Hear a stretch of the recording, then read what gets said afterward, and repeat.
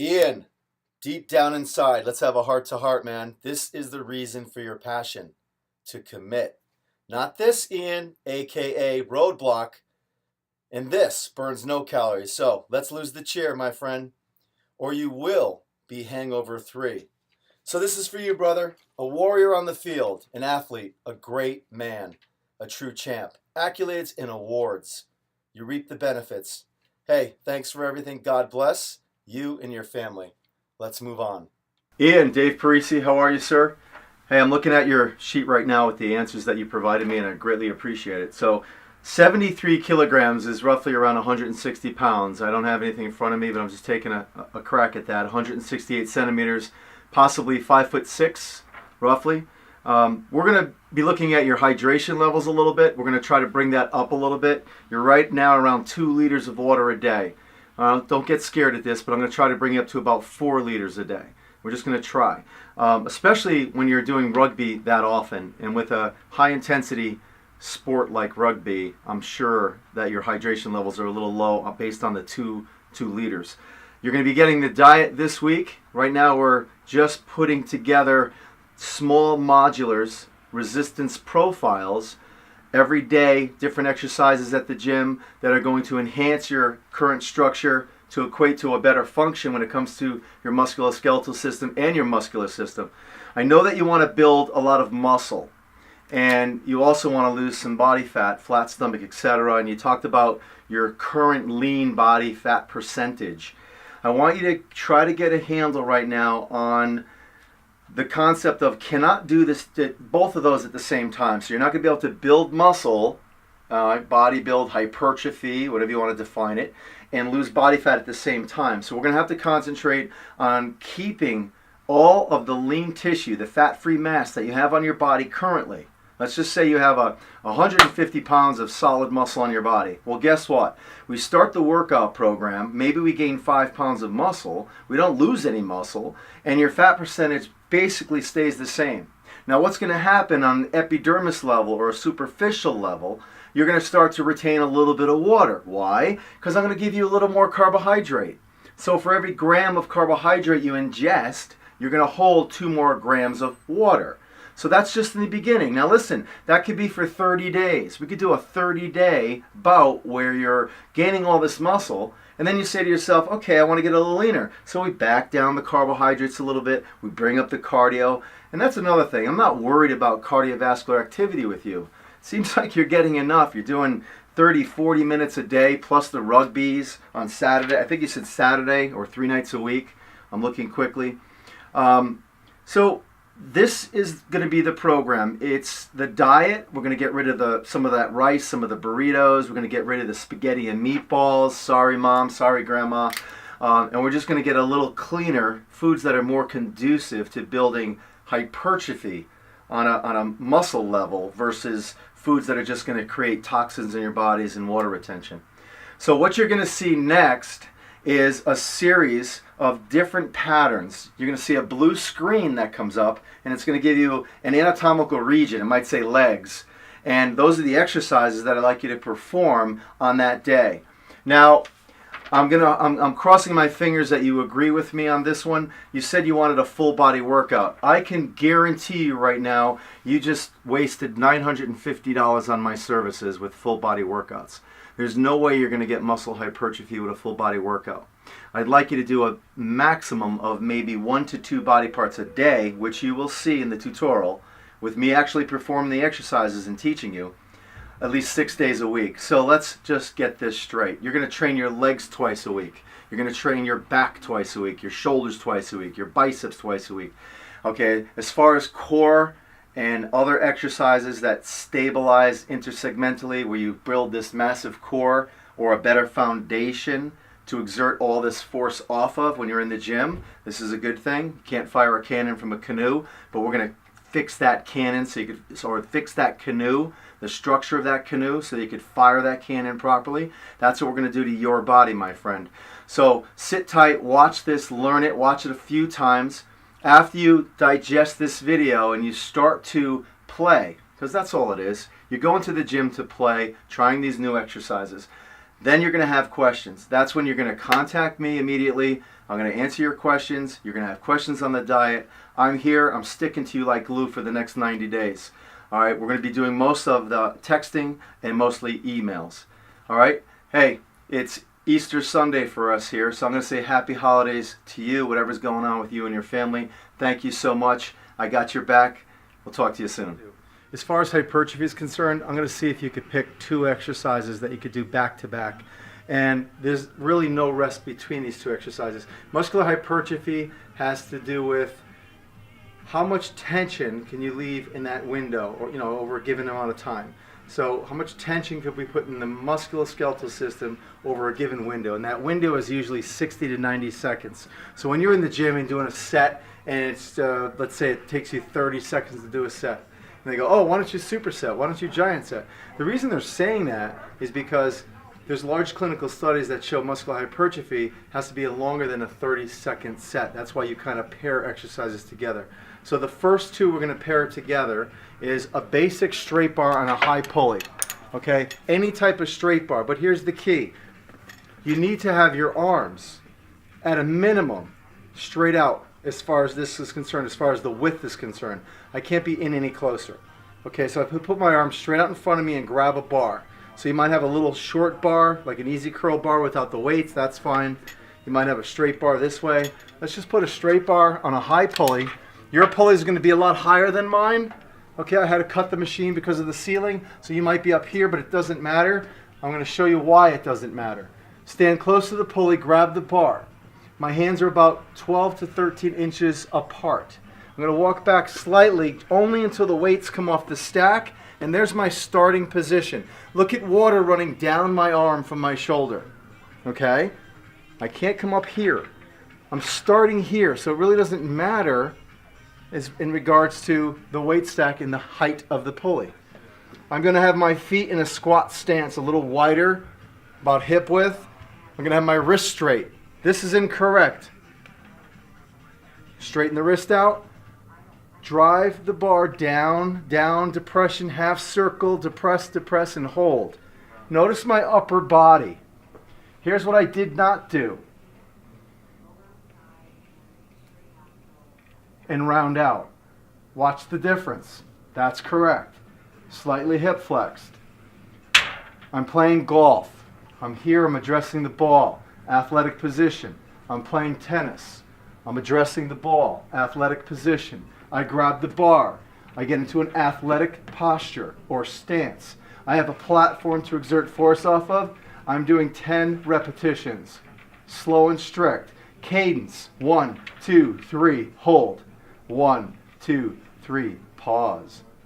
1, 2, 3, hold. 1, 2, 3, pause. 1, 2, 3, hold. 1, 2, 3, pause. 2, 3, hold. You're going to do 10 repetitions of the straight arm pull. What are you training? It's a row. Okay, it's scapular retraction. It's a straight arm row. It's the same as doing a row this way, only I'm doing my arms this way. It's exactly the same. As soon as you put that down, let's assume you're at a cable station and there's another pulley system on the other side. In a perfect world, let's just say, you're going to need something that you could sit down and pull. Hand grips, something wide, okay, that you could sit down and pull. So you're here on the other side. If you can't get to the other side, then obviously you just hook it up in the same pulley. And you fall back, slowly to the ground. Your feet could go up against the machine. And you're doing more of a vertical pull. You lead with your shoulder blades followed by your elbows. Watch closely. Shoulder blades, elbows. This is incorrect. Pull. Pull. That's incorrect. Watch the difference. The weight stack starts to lift before my elbows bend, which initiates the scapula or the shoulder blade to depress, okay, based on via where the attachments are, the origin and insertion of the latissimus. You start to initiate the pull by drawing your shoulder blades down, followed by your elbows. Look at the position of my arms, my wrists. I'm sitting tall. This is incorrect. This is incorrect.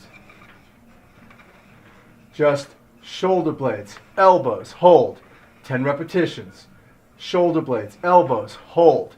Series of 10. Use the load in your favor. Use the load in your favor to get up. Rest. Turn around. Again. Are you switching the straight bar? You're going to go right into it. Grab the bar. You've rested. That's a double set now. So you're going to rest maybe 30 to 60 seconds tops. Catch your breath. Back into it. Hold the position. Hold. Now, I can't judge your weights. What I'd like you to do is you have to pick a load. You have to pick a resistance. That's going to be extremely challenging for 10 reps. What does that mean? That means at no time can you ever sacrifice your form, your body position. At no time are you leaning back. At no time do you have to put your body into it. At no time do you drop your chin and drop your sternum and deviate from the goal. Every single repetition has to be smooth, controlled, under your active control, coordinated, and around rep 8 or rep 9, it's very difficult. You come right into this. You sit. Shoulder blades, elbows, hold. Hold. I want you to move this slow.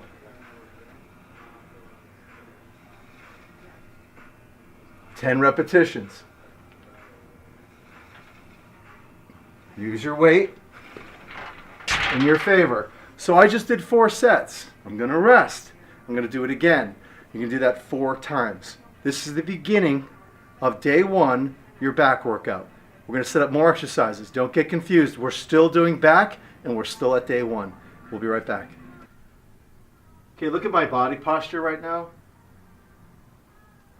So what I just did was a deadlift, right? Okay. If you do studies on the facet joints of the spine, as it goes from the lumbar or coccyx region all the way up to the cervical spine, I'm tall. So every individual is different in regards to link and support systems and lever arms. And here's the problem with the deadlift. I'm not a power lifter. You're not a power lifter. So we don't have to prove ourselves by going and performing a 300 or 400 pound deadlift for an event. Now, if you and I were going to be in a powerlifting contest, then we have to not listen. We have to not listen to the rules of the body and perform in a high risk environment. Okay? But we are what? We're bodybuilders and we're going to do a muscular hypertrophy workout. So we all know that I can't go all the way down into a deadlift without rounding my back out. So I put my spine in its weakest position where the load is at its heaviest. It makes no sense. So if you've done studies like I have on the muscles that are responsible in a deadlift, you actually eliminate the risk and increase the benefit by understanding the environment or the range to which we move. There's no difference in a hypertrophy setting, okay? There's not a bell going off here where I have to do a certain amount of load to win a prize. There's no difference between this deadlift, as far as the muscles are involved, and this deadlift. The only difference is the relative risk. The risk hits the ceiling when the weights go to the floor. So you're going to put a bar on a typical bench. I saw the benches in the pictures that were sent to me. The bar will be on the bench. It's going to limit your range of motion. Here's the position. I approach the bench. The bar is on the bench. I get as close as I can with my feet in a solid platform.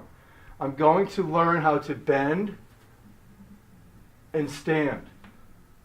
Bend and stand. So I'm triple flexed. I flex at the ankle, the knee, and the hip. I bend and flex. Look at my back. It never rounds out. It stays straight. It'll never round out. It'll stay straight. So I lift, hold. I don't hyperextend. You're laughing right now. This is what you see in the gym. This. Okay? It's not about hyperextension. We want to stand with load. This is a single exercise. And here's what we're going to do. 2 exercises back to back. And there's a big reason why we're going to incorporate these two. I'm going to have you do a spinal flexion move along with the deadlift. So here we are, setting our weights properly using collars. Please use collars. Okay, I've seen these things slip, and I've seen wrists turn, and I've seen elbows strain just from this one move. Get in your position. Where should your hands be? Carrying angle. Here I am naturally, and I just reach down. I don't adjust. Here I am naturally, and I just reach down. Very simple. Every anatomical position is specific to an individual's lever arm and link and support system. So here I am. Here's the position, starting position, strong position, solid position. I stand with the load, and that's it. And then I tap. And I tap. And I bend my legs. 3, 4, 5, 6, 7, 8, 9, 10. I drop the weight, literally. Okay? Either way, it doesn't matter. Go right onto the bench. Here. Feet are up. Hold this position. Hold it tight as you can. It doesn't matter which way you want to go. You can walk around this way, lay down, feet are up. Give me one motion of spinal flexion. Hold it. 10 to 15 seconds. As tight as you can. Do not let it open. Just hold it. Rock and roll. Come up. Turn. Strong platform to exert force off of. Natural grab. Straight, strong, pull. Do not hyperextend. Tap. 2, 3, 4, 5, 6, 7, 8, 9, 10. Drop. What are you doing next? The spinal flexion. 4 sets. Okay? The deadlift, the contraction, or the hold, the static hold. Deadlift, hold, deadlift, hold, deadlift, hold, stop. We'll be right back. We're still doing back. Got a long way to go. Any cable machine will do. Adjust it so that the pulley is belly button height. Okay? We're doing a single arm here. So you're going to load this up. So I'm just going to, for demonstration purposes, I'm just going to put on 160 pounds. Okay, and I'm going to just pull back here, and I'm going to show you the stance. There's 2 different ways to do this. You're going to do a single arm row, but you need an anchor point. I don't want you standing here free motion. Free motion means that my body has to basically be the platform to exert the force off of. So as I come forward, it could pull me, and as I pull back, I could lean. I don't want that. Is there anything in the facility, I don't care what it is, that you could just hold on to? So you have a base of support, contact point 1, contact point 2, left leg, contact point 3, right leg. Is there anything? Think about it. Think about what's happening in the facility. Can I come back here and have a contact point? Okay? Can I go over here?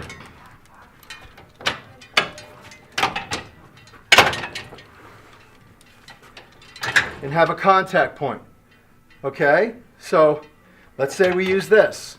Something, put your hand on something, a full contact point. All right, what I want to do is that arm that's in motion, that same leg forward. You're going to stand tall. Remember, the pulley is belt buckle height.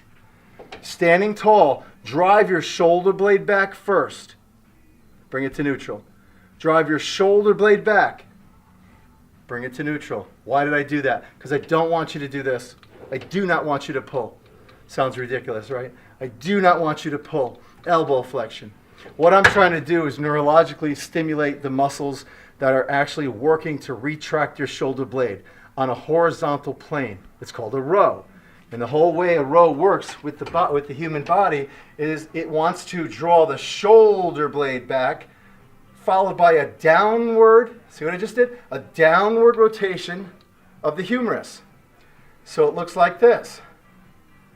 In stages like a robot, just for a second. 1, 2, 3. Draw down. Draw down.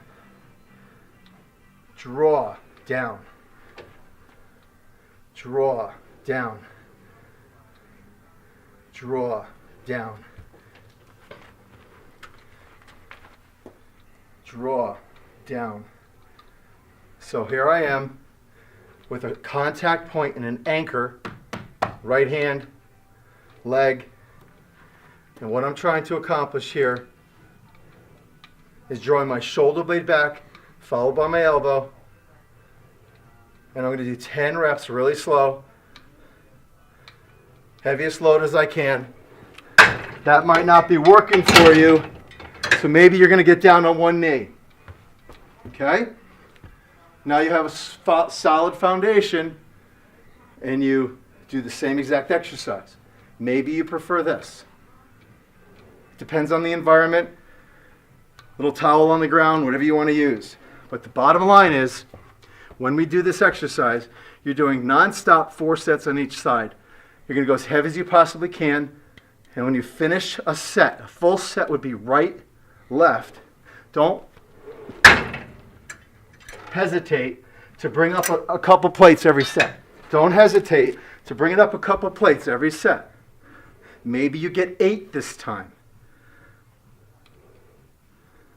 Maybe you get 6. Switch.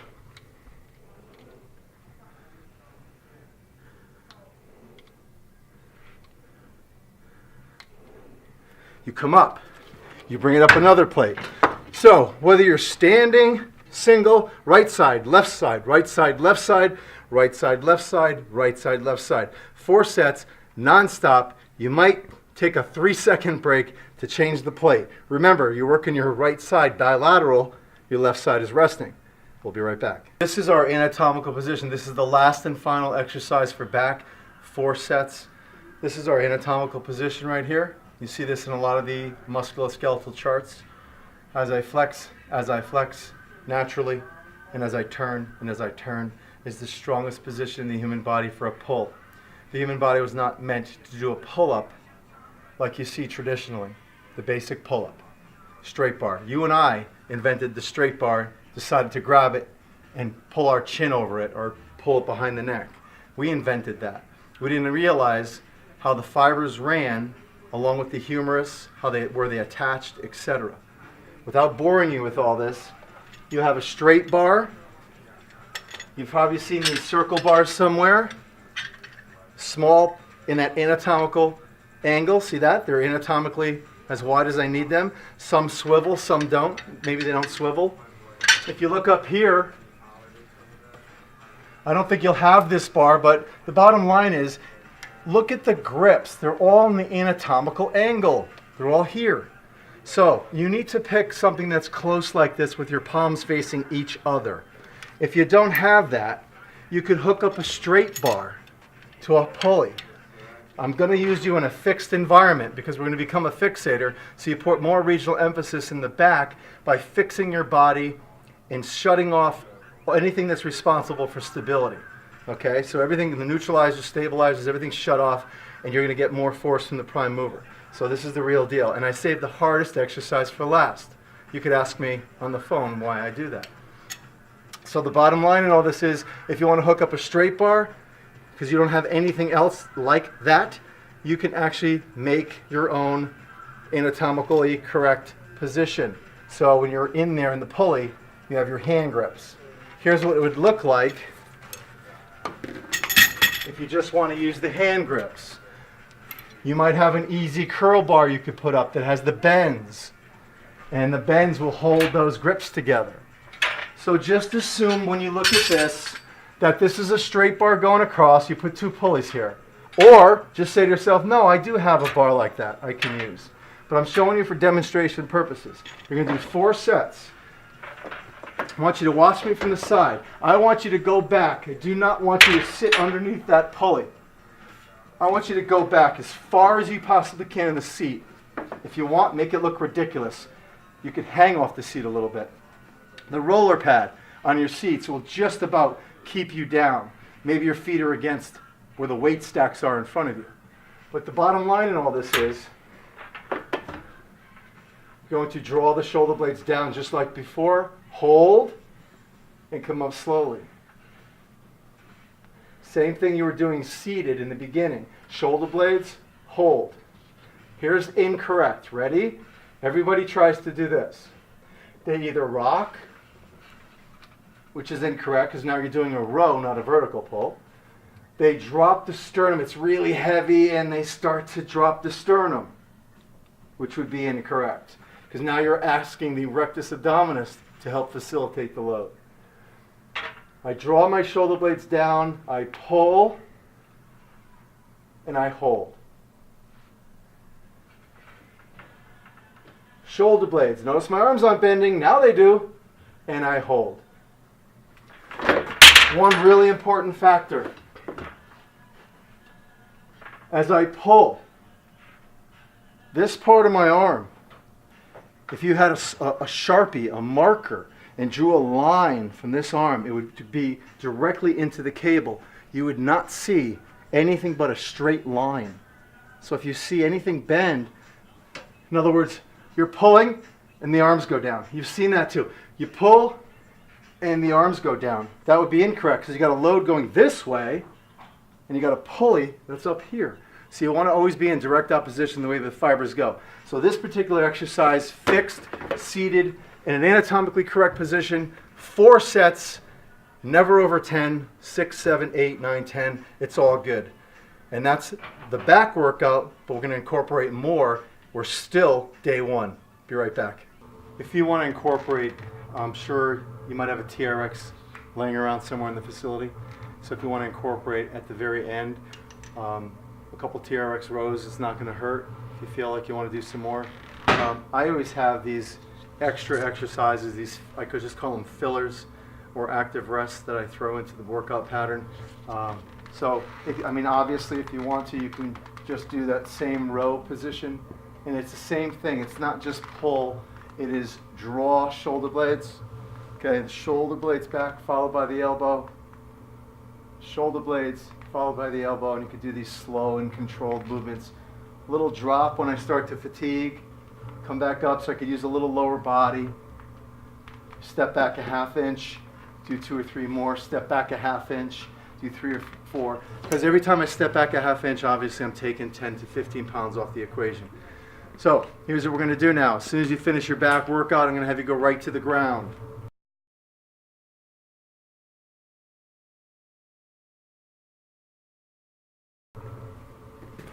Okay, so you're going to lay on the ground anywhere that's comfortable for you. You want a slight bend in your knee. Okay, we did a lot of pulls. We did some extensions, not hyperextensions. Slight bend in your knee. Come down slowly. Lay down. Put one arm, I'll do it this way, one arm up, one arm down. And what I'd like you to do, take this arm to the ground slowly. Keep this hand down and just reach up to the ceiling for me. Come down slowly. Watch my 2 hands. Okay? Reach up to the ceiling. Come down slowly. Reach up. Come down slow. Reach up. Come down slow. My palm is up the whole time. Reach up. Come down slow. Reach up. Come down slow. Same thing, switch arms. Slow. My heels are heavy. My opposite arm is going to slide it on the ground. Slide it along the ground. Slide along the ground.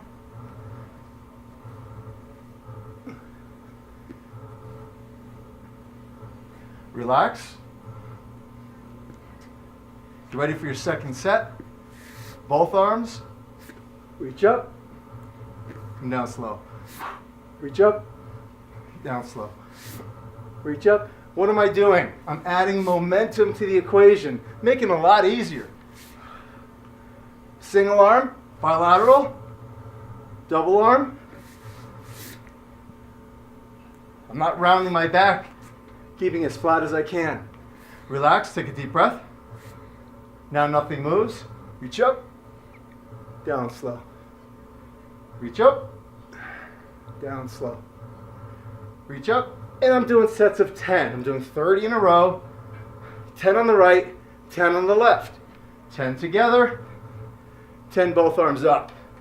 So it's 10 here, 10 here, 10 with momentum, and 10 both arms up. So that would be what?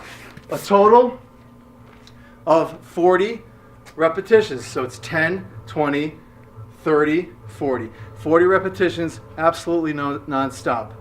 And that's going to be the complete or the finish of that back segment. And we're going to get right back into triceps now. I like to work in reverse, so this is still day one, and we're going to incorporate tricep or elbow extension that same day we did back. Why? Because back is elbow flexion 100%, and all you're doing is flexing that bicep, flexing that bicep. So now we're going to call upon the opposing muscle group so that the bicep can now neurologically shut off, elongate, and relax. You're going to get a better recovery time, and you're going to build a lot more this way because the body wants to respond in an environment that's more balanced and more structured than putting it in a compromised position. Going from like back to biceps is a really bad workout. So here's what we're going to do. We're starting with a single arm elbow extension, and we're going to use it with palm up. Palm up, if you do the studies on the way the hinge joint works in the elbow, palm up is fully open. So it's the garden hose with no crimps whatsoever. So it's the most effective way. You might feel weaker with the palm up, okay, because of the hand position. We're going to make sure our shoulder girdle stays neutral. Look at the humerus and look at the load line. They're parallel to one another. This is incorrect. Look at the humerus and look at the load line. The humerus goes straight down, the load line goes this way. So that's incorrect. I want to come to a point where they're parallel with one another. This way I have direct opposition throughout the range of motion. So I'm going to stand here. I like this foot forward, this foot back. Why? I use it as a limiter, a range limiter. I come down, I touch the top of my quad. I open the arm. I use this other hand to spot. So now I'm in direct opposition. I'm going to do slow, controlled movements, 10 on each side. I'm not using a heavy weight here. It's my first exercise. On this free motion machine, I have 8 or 9 plates on here. That's it. As soon as I get done with my 10 on this side, I'm literally turning to the other side. You can turn this way for the camera. The bottom line is I'm turning on this side, staying neutral. Here's what cannot happen. This. Stay neutral, keep it back. You should have the ability to stay in perfect posture in this exercise. Why? Because everything we just did for back is retracted scapula. So we just went through all the scapula retracted movements, which automatically shortened the postural muscles of the back. So it should be really simple to stay in perfect posture during these particular motions. Slow and strict 10. There is no rest. Slow and strict 10. No rest whatsoever. So right side, left side, right side, left side, right side, left side, 3 sets. As soon as you get done with those, I have 2 15-pound dumbbells. I don't know, you probably have 2 12-pound, 2 20-pound. I'm using a light weight. I'm going to come up and hold this for 60 seconds. And that's all I'm going to do. Don't even think about this as being an exercise. This is a corrective conditioning move. What did we just do? Elbow extension, right? Shorten the tricep. What are we doing now? Shortening the bicep, the opposing muscle group. Just holding it for a second, putting it down. You will be stronger in your next set. There's a lot of boxes in the gym. The bottom line is you could use the box or you could use the ground. I'm going to start easy and we'll work our way. Matter of fact, see how we work? This is how we think and this is how we become creative. I'm going to start with a typical bench and show you the pattern. I want you to do a tricep move. Grab a bench anywhere. You're in the facility. Put your hands this far apart because you're doing a tricep press. Think of that close grip bench press. Here you are on the bench. I drop down into that tricep position. Straight up. 1, 2, 3, 4, 5, 6, 7, 8, 9, 10. That's way too easy for you. So we're going to grab one of those boxes and we're going to be gravity induced. We're going to be closer to the floor. So now you're here.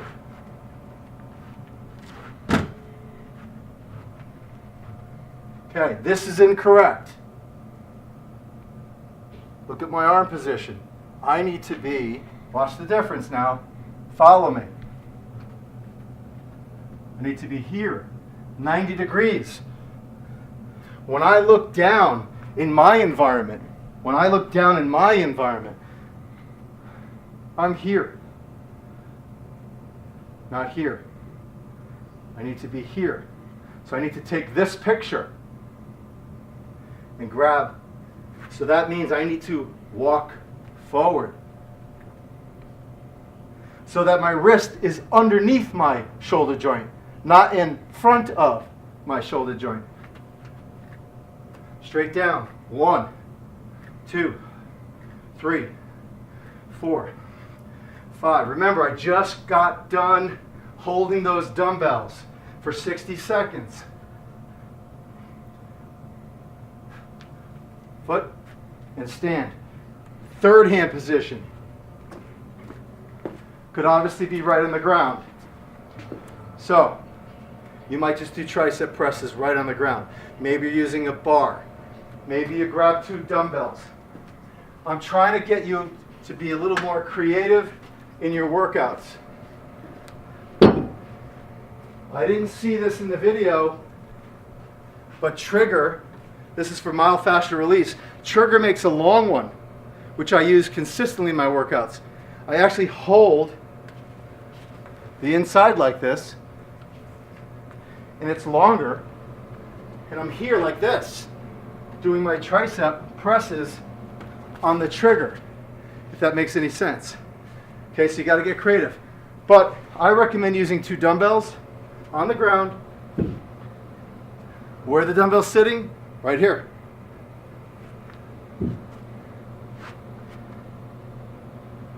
Press. 2, 3, 4. Let's assume you're burning out. Watch what I do with my positioning. Watch carefully on my knees now. Here I am. I just dropped the knees. And I continue. Do you notice my butt did not go in the air? It's not this. This is what you see in the gym. It's here. So all you see is the knee drop. The knee drop. So I'm here. Press. Press. And I get my last 5 or 6 reps when I drop my knee. I'm going through elbow extension. I'm working the tricep. So, the reverse grip. 3 sets on each side. Then we're going to go right to the block. And we're going to do 3 to 4 sets on the block, or 3 to 4 sets on the bench, or 3 to 4 sets on the ground. We're going to continue with elbow extension concentrically. Listen, I'm giving you the best environment. I'm laying you on the ground in front of a squat rack. A lot of the squat racks have some kind of clips on them where you could actually throw a bar onto them. If they don't, If there's any way that you can get a bar by laying on the ground into an upright position, great. If not, you will have to be on a bench. But the bottom line is I can't let your arms go past the bench. You got to act as if the bench is the floor. But the best environment would be this situation if you have it somehow. So here I am underneath the squat rack, and I have my Olympic bar. I'm using a lightweight for demonstration, 35 or 45 on each side. Okay, so it's about 145, 150 pounds. My position, just like your position, has to be here, natural. Okay, so my anatomical barriers are my lats. So I can't be all in tight like this. So I just want to make sure my arms fall to my side naturally. And when they fall to my side naturally, anatomically correct positioning would be grab the bar. Everybody grabs the bar first, and you're dictated through that path of motion. It doesn't work that way. Go to your end range. Where are you? Okay, that feels good. I'm inside. Grab, grab. So I know by looking where I need to grab my hands. If you're off a half inch, it's not going to matter, but at least I know. I want my shoulder blades to be flat, my butt to be flat, my feet to be flat. Everything's flat on the ground. I'm coming up into that position. My wrists are straight. I'm bringing my arms or my elbows right to the ground. I'm letting them sit totally rested on the ground. Get a feel for that position because they have to land there every time. You're going to press and do your close grip bench press position.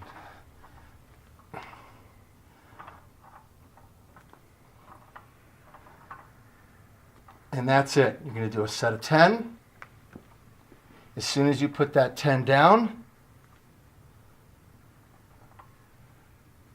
literally put that down, rock and roll, use your leg, momentum. I want you to come right down to a cable machine.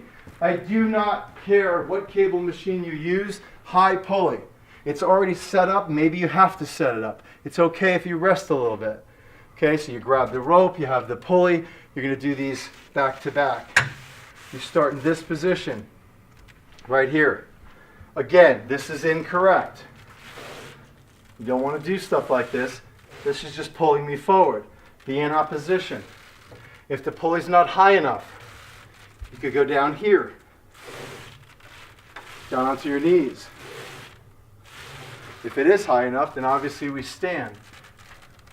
Straight down to your side. I have to use a long rope. The black ropes you see at the gym are too short. They'd be about here. So I'd be holding like this, and I'd have to do that little funky move with the wrist. Hopefully you have a longer rope. I'm hoping you have ropes like this. Okay, if not, 2 hand grips. Go out and buy a rope. The bottom line is, when you have an elbow extended position with the rope, it dictates your range of motion. The short ropes are going to make you protract your shoulder girdle and deviate. It's called ulnar deviate, the deviation movement, your wrists. You don't want to do that. Stay away from that. Straight down.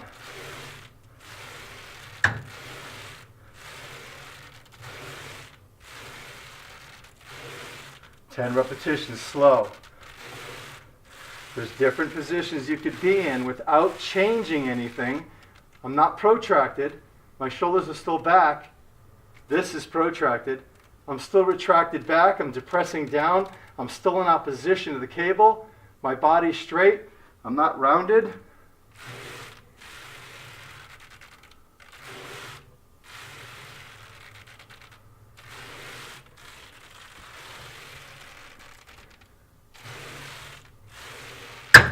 Okay, so that's back to back. You're going to do that 3 times. I'm going to come right back to this station.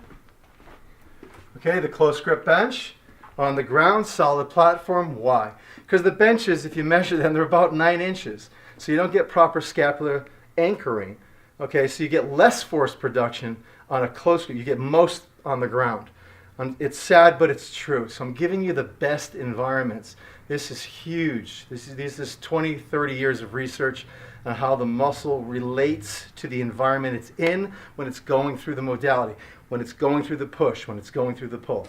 Okay, so that's going to be your tricep workout. Remember, the straight bar and the rope, 3 sets.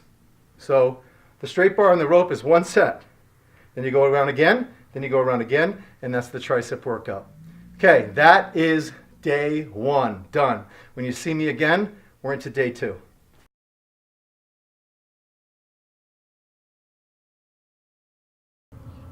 We are going to do legs and shoulders, and we're going to do obviously shoulders first and then legs.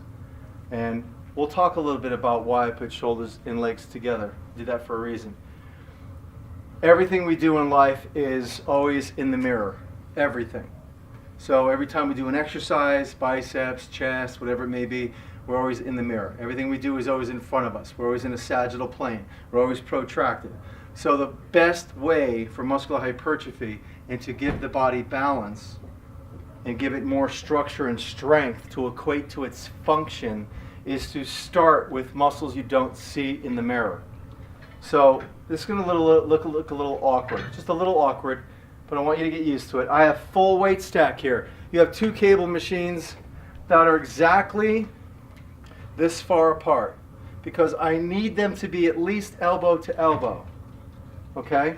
When I pull. Now I got a little bit of room here so they could go wider. But what I mean by that is, as I pull, here's what you're going to see. Here, you can't see this. I don't want my fist going in to my shoulder joint. I want to always make sure that my wrist is in line with my elbow at full range. My wrist is in line with my elbow at full range. Okay. Full weight stack here. I'm not pulling anything. I'm going to start right here. Don't worry about my lower body. I'm bending it, I'm flexing it, I'm keeping my upper body straight. So really, if you cut me off at the waist right now, all you're seeing is this. Okay? Watch the series. I'm just pulling rear delt, 3 or 4 reps. I'm walking in.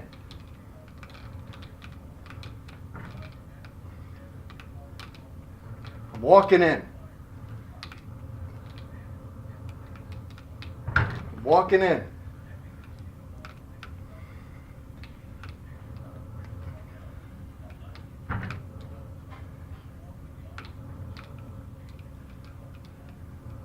I'm starting to fatigue. I'm walking out. I'm walking out.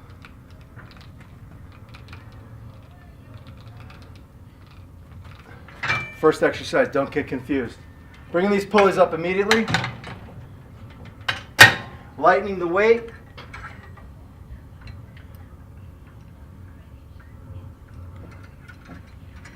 Turning. Holding. Be careful going down now. I have a lighter weight stack. Slow. Right to the ground. Look at the load line. Okay, it's not here.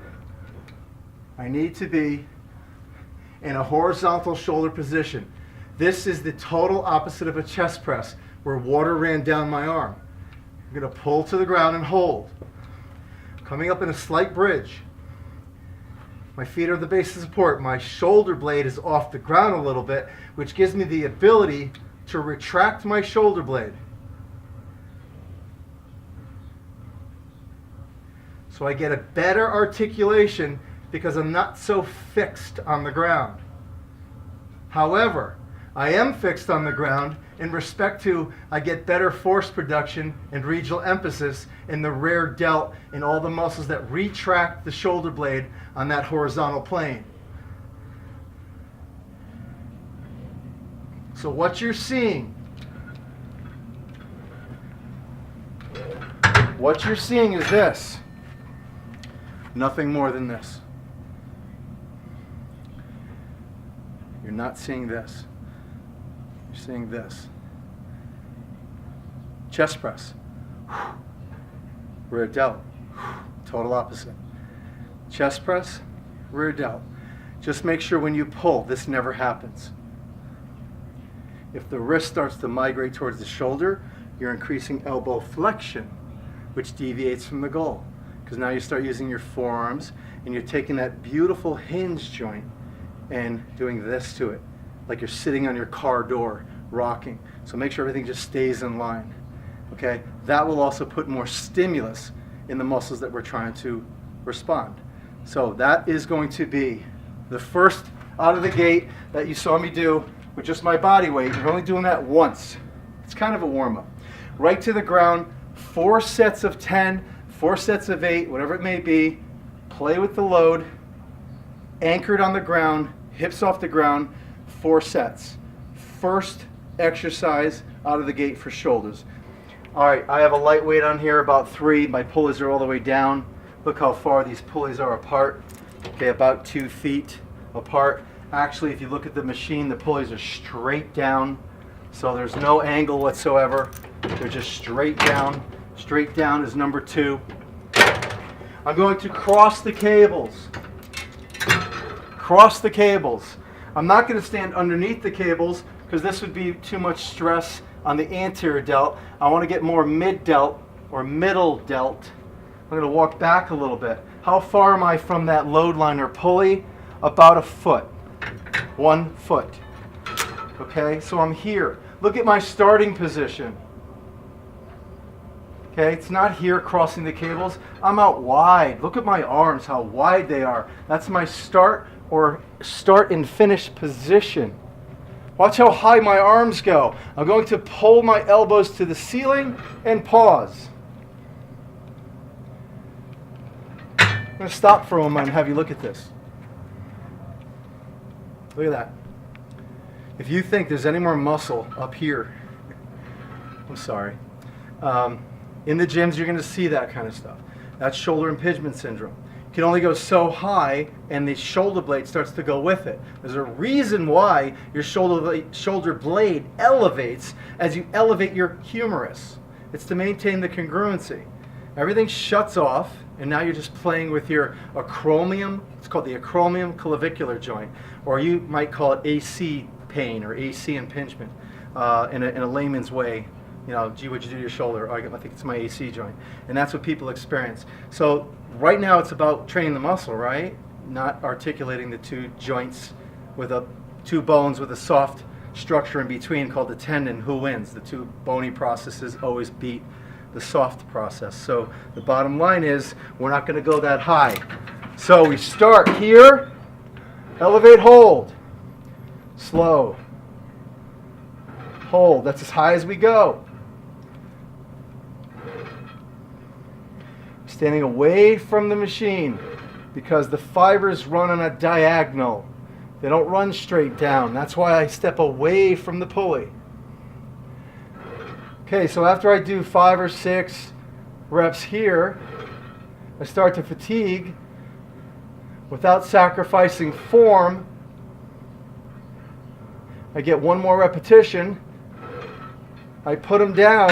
I immediately, without hesitation, grab 2 dumbbells in a seated position.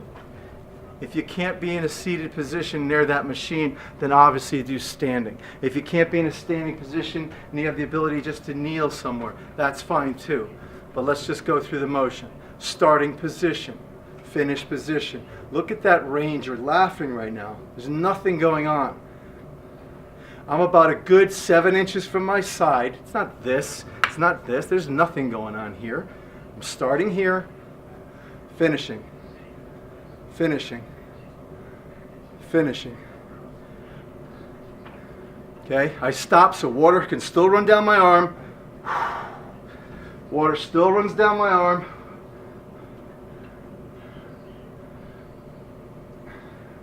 I put the dumbbells down. Yeah, that was 1 set. That was 1 set. We're going to do it 3 times. So you go right back into it. Sideways cable, right to the dumbbell.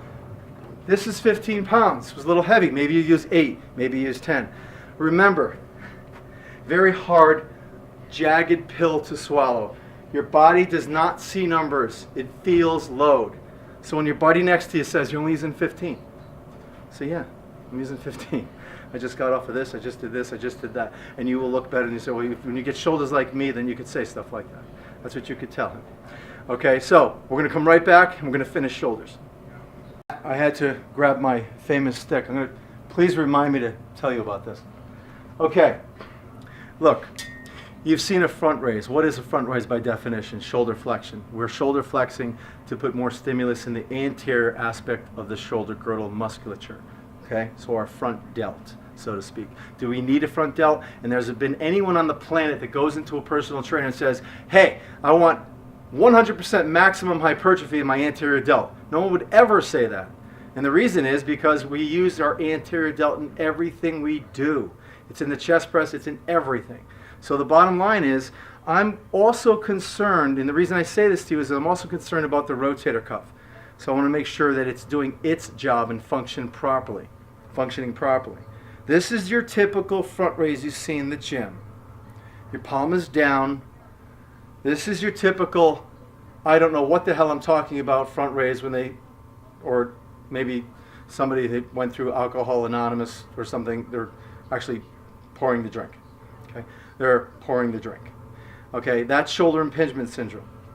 Okay, the way the anterior delt functions is in our carrying angle. It's the same thing. Let me explain. This is a side.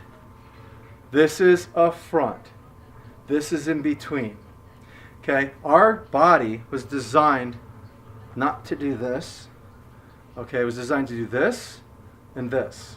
Okay, it wasn't meant to take load in this position. You and I invented the front raise. Okay, we won't get into exactly what a front raise, how it came to play, but it's a little comical on how it got started. So here's what we're going to do. We're going to take 2 pulley systems with you, not dumbbells. You are not going to use dumbbells. And you're going to hold an inverted position. See the invert? Not here, not pronated or semi-pronated, inverted. You're going to get away from the pulleys a little bit. You're going to start with your hands so that you can see your hands. If I look down, I could see my hands. I don't want them behind me. Okay? I see my hands.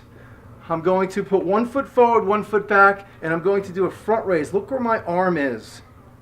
By the way, I got constant tension here, right now. Okay, right now. I'm going to hold, lift, hold, and I'm only lifting to the point where water can run down my arm. You know what I mean by that? Look. Water runs down my arm at full range. Water cannot run down my arm at full range here, but it can here. Okay? So we're going to do that. And it looks like this. 1, 2, slow. 3. Now, you feel great. You feel awesome. So you decide to do them together. Lean forward a little. And you feel fine. Everything is fine. And you're fatiguing. So now you go single. And single. And you pump 1 more out. Single. And you drop. Okay? That's your front raise. Let's assume that my spine doesn't have curvature. Okay, it's just a straight spine. A straight spine is a weak spine, but for the analogy to learn this exercise, this is your first exercise out of the gate when you're doing legs. You've already warmed up. I'm assuming that you're going to do that warm-up every day. If I forward flexed here, nothing moves. This is going to be the ability to assess how flexible you are in regards to the hamstrings. Believe it or not, this is a hamstring stretch from where the hamstrings attach as I go forward. It's very easy for someone to touch their toes. This is not hamstring.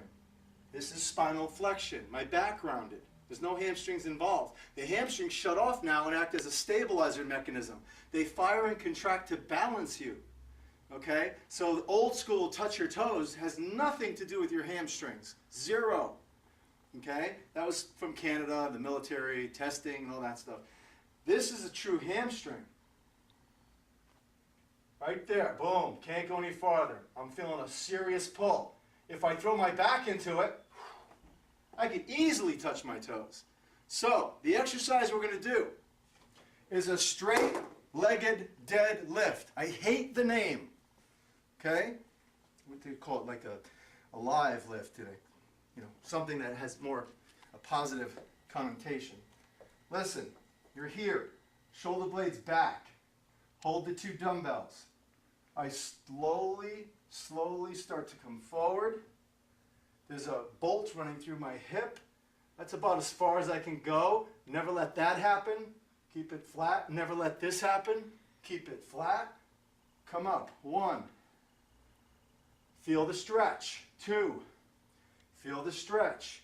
3. The dude in the gym, he's looking at the mirror. He comes down and he has to see himself in the mirror. And he has to see himself in the mirror. So that's like us all day standing like this. Keep your neck neutral. Straight-legged deadlift, nice and slow. 10 repetitions. At the top end, slow motion. Draw. Slow. Feel the stretch. Draw. Slow. Like a little spring, Mike, little spring here. Draw. Last rep. Foot back. Get closer to the ground. Drop the dumbbells. How far should the feet be for your platform to exert the force off of, or to give you that stable base so you can increase force production to utilize this environment properly? Your feet should be as wide as the dumbbell. Look, put the 2 dumbbells on the floor, put your feet in the center of the hand grip area, and that's how you know you're in the right position. The manufacturer finally did something right. So we're right here. Okay? Now, don't pick them up in that position, obviously. Get in a position where you're strong, where you can pick these up. Remember the analogy here? You won't feel anything here. 0. There's nothing there at all.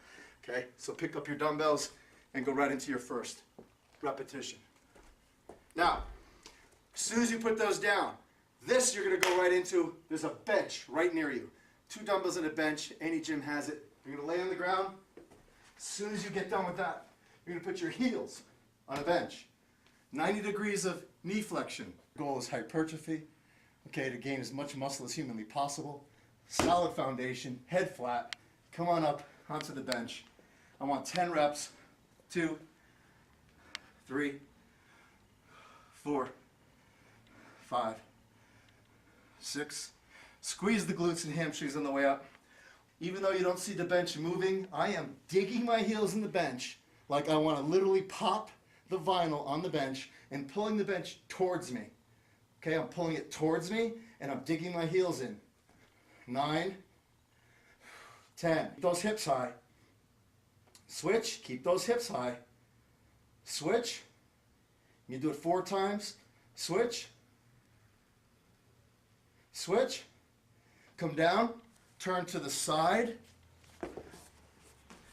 And come up. You're going to do it 4 times. Listen.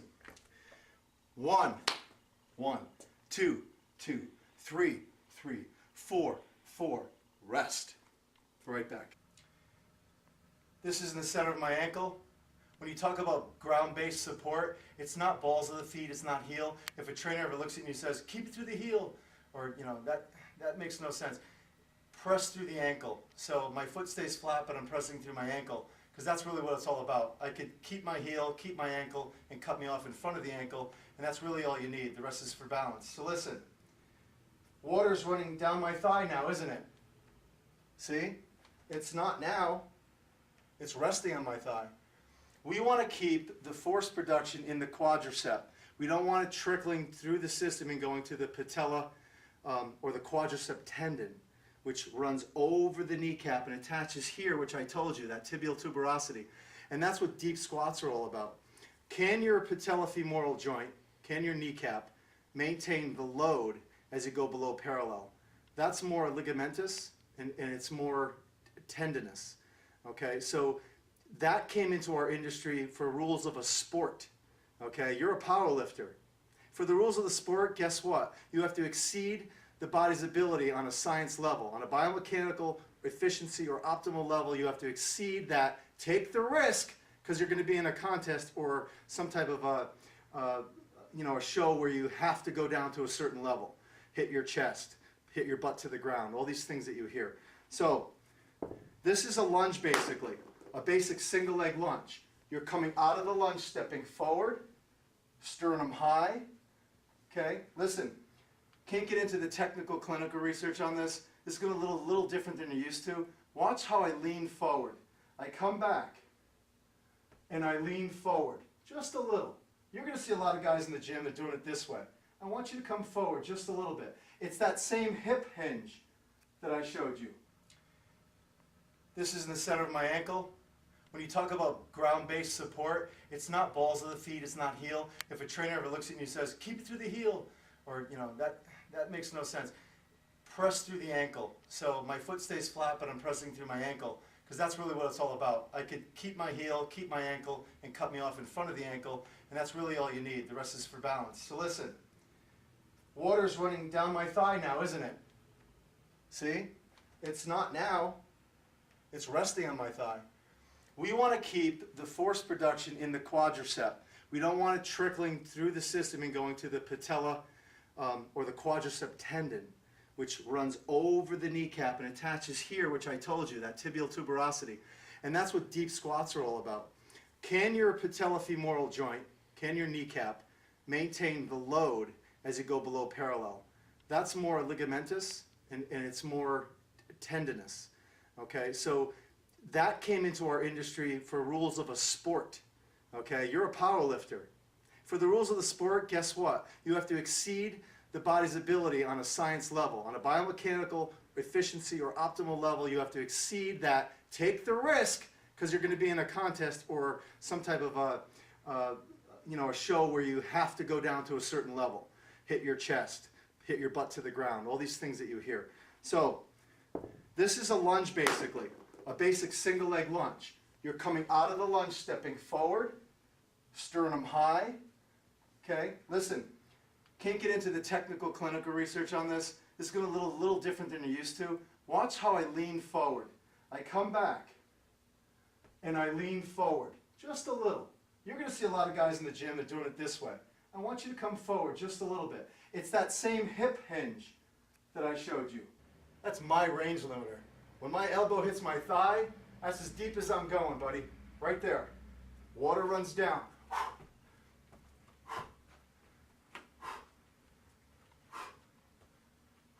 Okay? And up. Now the exercise. I'm praying that they have the hand grips. If not, just grab a 25-pound dumbbell. Okay, if they're the metal plates, old school gym, it's kind of hard to hold through the hole like that. But if they have the grip, that would be great. Listen. You just finished the straight-legged deadlifts and your heels are on the bench. Okay? Drink of water. Wave to one of your buddies. And here it is. 1, 2, 3. It's a dead weight. Goes along for the arm. I can't shoulder shrug it. I don't want to bend it when I come up because I think I'm lifting a load. The whole purpose of this suitcase or side-loaded step-back lunge is to put emphasis or to put a challenge in the quad through this triple flexion movement. Triple flexion. Flexion, flexion, flexion. Ankle, knee, hip. Just keep your shoulder blade back. Don't think about the load. Think about pushing the load up. Push the load up. Push the load up. That's all you're doing. Switch sides. Shoulder blade back. It's good, doesn't it? No, we don't want this. Watch. See the difference? Look at my shoulder joint. This is incorrect. This is incorrect. Get it back. Lean forward. 1, 2, 3, 4, 5. Now, that's the step back lunge, side loaded, suitcase loaded, arm retracted, safest position in the human body. Keep it neutral. Don't let it protract. Okay? You're doing, right out of the gate, 10 on one side, side loaded, 10 on the other side, side loaded, right to the squat. Now, for the squat, when you do squats, you're going to have to bring an old shower towel with you. I'm assuming they don't have any fancy pads. We have Airex pads and things of that nature. I put a basic flat bench in one plate, right here, where water still runs down your thigh. So you, sir, have to figure out how many plates do you need. Maybe you need 2 plates. I only need 1 plate. Put the towel on top. Okay, we're going to do a sit squat. I just got done with those lunges, right, left. I literally went right to the bar. I took a wide grip. You'll see on the bar, there's these perforations here. They have some lines. I take my middle finger, I put it on the bar. I come underneath. I center it. Get it off your neck. Next position for a squat. Here's where people make their mistakes. Draw your shoulder blades back. Look, that's my base of support. Don't stand here and lift. Incorrect. Back, lift. Huge difference. Now, making a quick adjustment here. I want you to go a little bit beyond shoulder width, not much. I'm going to have Shane look at my feet for a minute. You can see they're out just a little bit. They're not straight ahead, they're out a little bit. They're not straight ahead, they're out. I'm just going to look at the bench, look at my posture, stand tall, and I'm going to have a seat. Have a seat. Slightly rock forward and stand. Feel good? No joint pain? Everything's cool? Everything's ready to go. Now you begin. Just tap. Sit, stand, sit, stand, sit, stand. Breathe in, hold, let it out. Breathe in, let it out. Breathe in, let it out. Breathe in, let it out. Breathe in, let it out. You're done. You're fatigued. 1. Make sure it's clipped. Arms forward. Come around. The lunge into the squat. Okay? Listen. We're into time tension allotments. That's real bodybuilding. We're not powerlifters. We're trying to develop muscle mass. Okay, we want to become stronger. I get it. The bottom line is you don't need a lot of weight. Okay? I don't know your strength in a squat. I'll go up to maybe 2 of these, 225. Maybe you'll do 185, 195. The bottom line is you never want to do less than 6 to 8 repetitions. I always do 10. I always pick a comfortable weight. Why? Because I'm always coming out of something else. Look, I'm pre-exhausting the muscles responsible for the squat. I come out of that and I go right to the squat. My body thinks I'm doing 300 pounds. It only knows tension. It doesn't say, hey, why are you only using 135 today? It doesn't realize it. And that's where people make their mistake, and that's where the injury comes in. So, as far as the 2 exercises back to back, let's make it convenient because you're in the gym. I want you to do 3 sets of what you just saw. Right lunge, left lunge, side loaded, squat. That's 1. Right, left, squat. 2. Right, left, squat. 3. Okay? Now, I want you to stop the lunges, and I want you to do an additional 4 sets of squats. All right? That's going to be part 1 of your legs. We'll be right back. Listen, really important to remember, I don't know if it's a TKA, if it's a Cybex, Life Fitness, whatever plate load. I'm sure that you're in a machine like this, and there's a plate here in front of you, and you're plate loaded on the sides. You're in like this, you put your feet up on the plate, and obviously your legs are coming down. Here's the deal. Make sure that your feet look just like that. Okay? Don't go wide. Okay? Don't go together. Just have them right about there. Okay? That's a good point. Not straight. Just bring them out a little bit. Now I want you to imagine that when your feet are on that plate. When your feet are on that plate, let's say this is a piece of carpet. I'm going to draw a straight line down. And I place my feet in that position. And as I press, eccentrically, concentrically, as I come down with the weight and control the load and pause, and as I initiate the press, going back to my starting position with a slight bend in my knee, never lock your knees out, I'm going to pull the carpet apart. On a scale of 1 to 10, about a 3. So basically, I hope you understand that. My feet are here. My feet don't roll, but I put pressure where I'm trying to pull and split the carpet. Do you understand the analogy?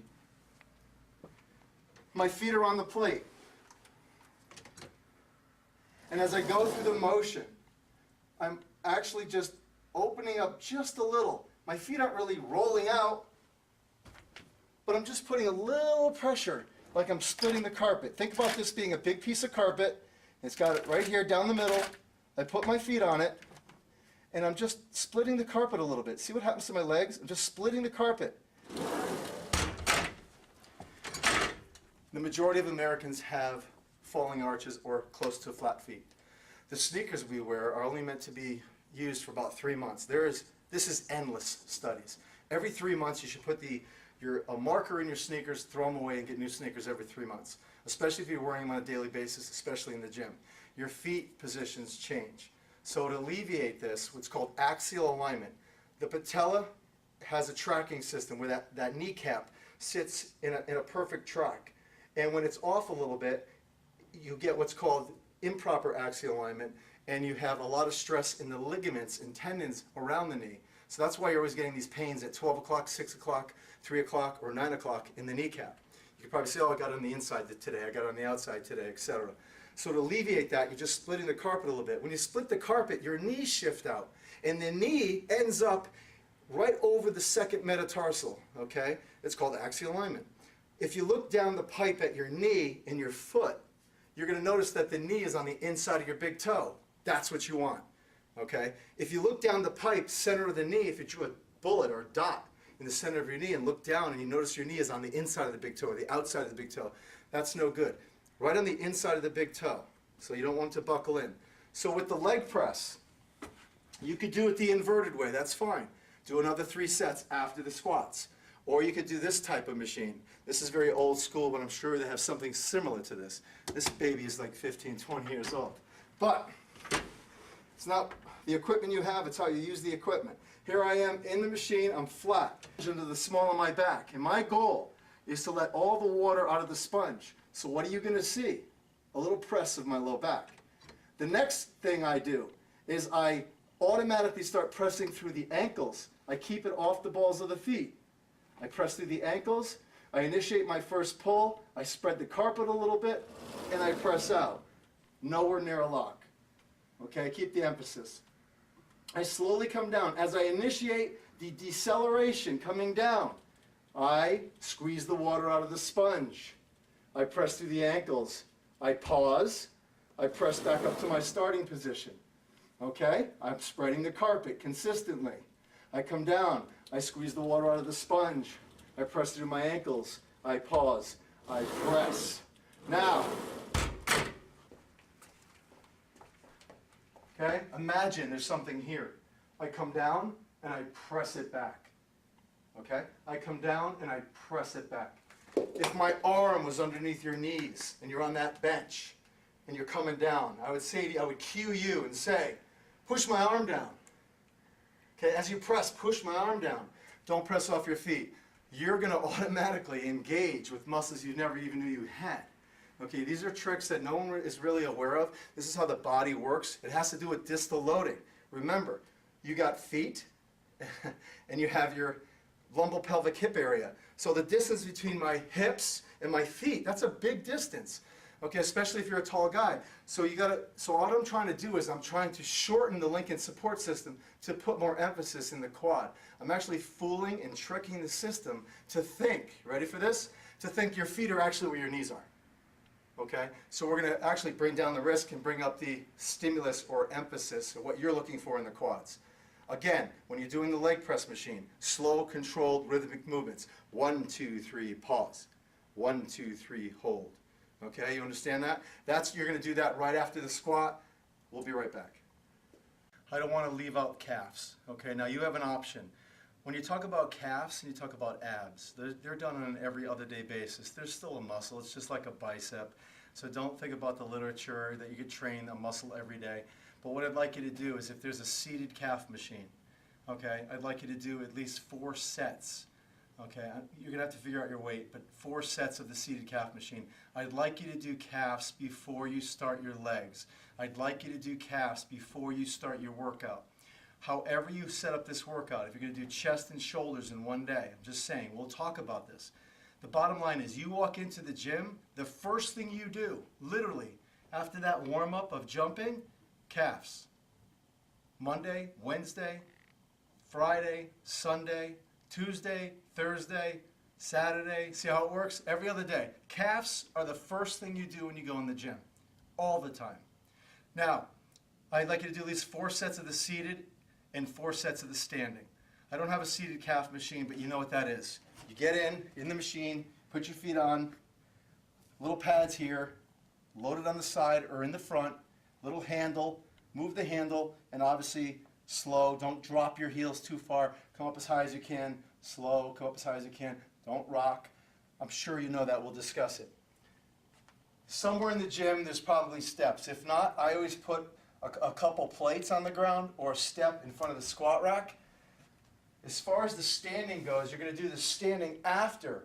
The standing comes after the seated.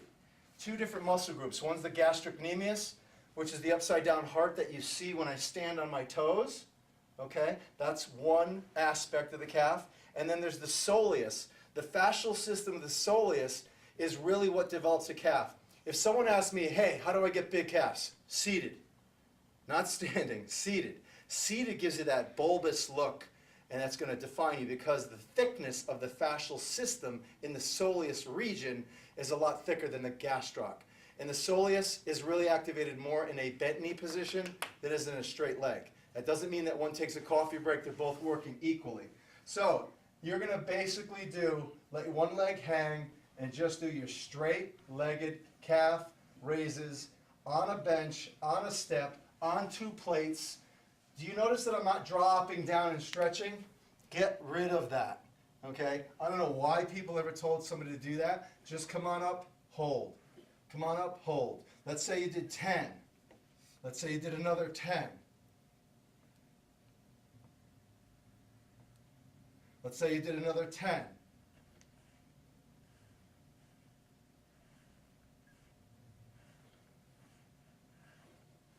Okay? Right, left, right, left, right, left, right, left. You're going to do 4 sets on each side. Right side, left side, right side, left side, right side, left side, right side, left side. You've already done 4 sets of the seated. When you're totally done with that, that's 7 sets total every other day. First thing you do when you get in the gym. Then you could do just a nice light stretch. Okay? I don't know what this is. Okay? This is somebody trying to move something. Sharon, can you help me move it? Okay, so the bottom line is, here's what you're going to do. Lift your toes.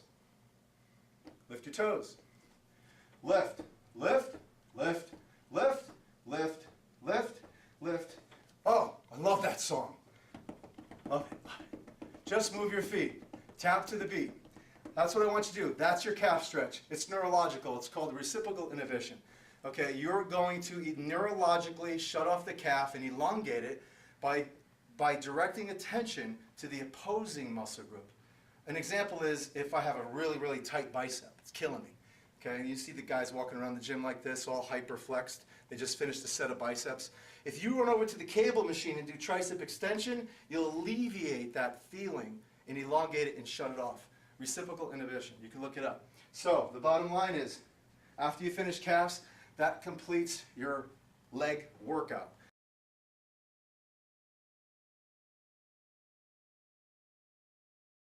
Day 3, I just got into the gym. I just literally warmed up. So here I am, and I'm going to come up into an upright position. My back is against a bench that should be bolted to the ground. If not, you might have to put something behind it, like a dumbbell or something. But the bottom line is, find an environment where your feet are under your knees. I could go up into a hip thrust position. We're in a tabletop position. You've seen this in some of the videos. Hold this position, and I'm coming up. What am I doing right now? I'm kind of activating my glutes a little bit, but what I'm really doing is I'm going to be doing a lot of forward flexing right now, a lot of shoulder protraction. So what I'm doing is I'm resetting my spine, because I was sitting at the computer for the last 3 hours before I came to the gym to train chest, because day 3 is chest. We did legs yesterday, day 2. And that's our series, day 1, day 2, day 3. And then you take a day off, or you repeat day 1, day 2, day 3, and take a day off. I'm leaving that up to you. We talked about that. You're coming up. I did 10, 15 reps. I'm going to rock, back, bring my feet up, balance, and hold. 15 seconds. Tight as I can. Nothing moves. Nothing moves. Nothing moves. I'm going to rock. 10 reps. 10 reps. I just came off the elliptical. I jumped some rope. I increased my inner core temperature. All right, I'm cranking and I'm ready to rumble through that workout. I'm activating my glutes, posterior chain. I'm rocking, getting in position, hold, nothing moves. Keeping it tight. I'm dropping or rolling, coming up. And I'm going over to the first free motion cable machine. The pulleys are always shoulder height, okay? Always. Don't do this kind of stuff. You see that all the time where the pulleys are really high. Just keep them shoulder height. Shoulder height. This is the key to hypertrophy for the chest. I got the weight down, I got about 16 on there. I'm going to pull it into a sling position like this. I can't get hurt. Okay, I'm going to walk back, drive my arms down. Okay, bring the weight forward. 1 foot forward, 1 foot back. The majority of this load is on my back foot. There's really nothing going on my front foot. Zero. I'm just putting it down on the ground for stability.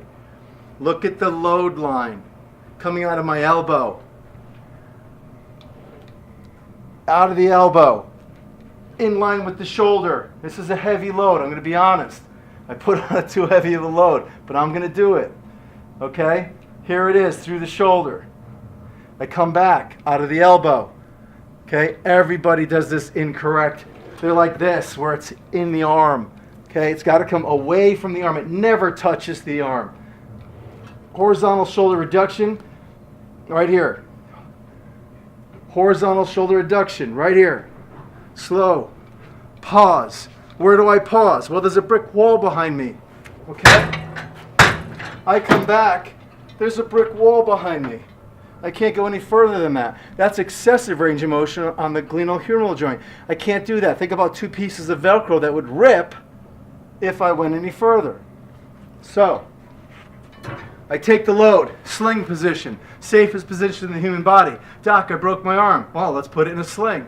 There's a reason for that. Okay, drop down. Bring up the load. 1 foot forward. Adduct. Hold. Slow. I want you to do 10 reps. Look at my arms. They're not like you see in the gym, way up here. Get them down. Slow. 1, 2, 3, hold. This is heavy weight for me. Slow, pause. 1, 2, 3, hold. Slow, pause. 1, 2, 3, hold. Last rep, you're fatigued. Bring it in. Go to one side. Go to the other side. You will never get hurt. Okay, how many times in the gym do you see after the last rep, they bring it back and they pull their shoulder? So I'm trying to show you a little bit of safety technique here as well. We're in this for the long haul, and we don't want to get injured, getting all these great gains, and all of a sudden a year from now, we can't do these exercises. So, this particular movement, I have this on 5, on 5, on 6, on 6. That's wide enough, okay? We don't want to be too wide. I promise you, you will see this at your gym. Okay, that's incorrect. You're going to have a load line pulling your humerus too far. So, as long as it's coming out of the elbow, you know it's correct. You're going to do 4 sets on this particular machine.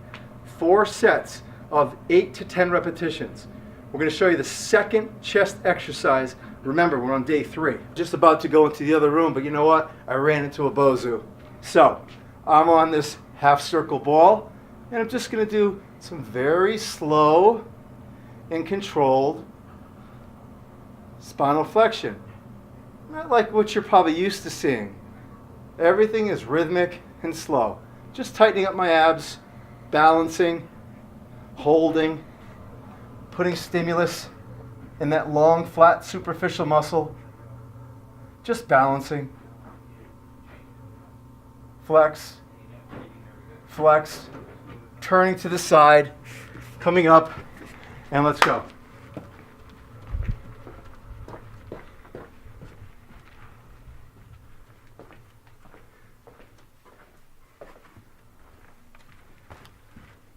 I'm going onto the flat bench.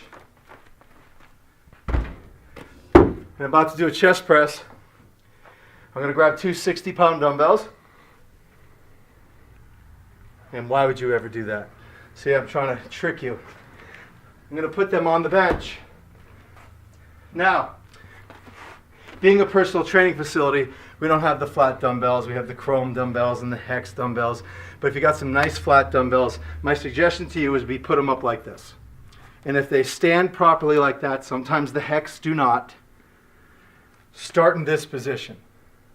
Approach the dumbbells. Grab the dumbbells safely. Put them on your knees. There's no load here. Just sit down. Look, there's no load when you put them on your knees like that. I want you to rock and roll. Put them together. Don't stare at yourself in the mirror for 5 minutes thinking that you're going to put up 200 pounds and who's looking. Okay. I don't think you do that. Okay, so coming up, feet are up. Always feet up on the bench. Look at the position of the dumbbell. All right? It's inverted. It's not straight, internally rotated. It's inverted. My strong position. I'm coming down. Look at the angle of my arm. If I was standing up right now, water could run down my arm. I'm not here. This is what you're going to see in the gym. Come down here. This is chest. Press. Slow. Pause. Press. Slow. Pause. Where is the bench? The bench is the ground. I'm on the ground right now. Don't go any further than the bench. Press. Press. Rock and roll. Last rep. I am totally fatigued. Use your momentum. Watch. And use your momentum. Let me show you something. That is the floor. I'm doing a bench press. That's it. Right there. I cannot go any further. Okay? Let's pretend my feet are on the bench, but I can't go any further.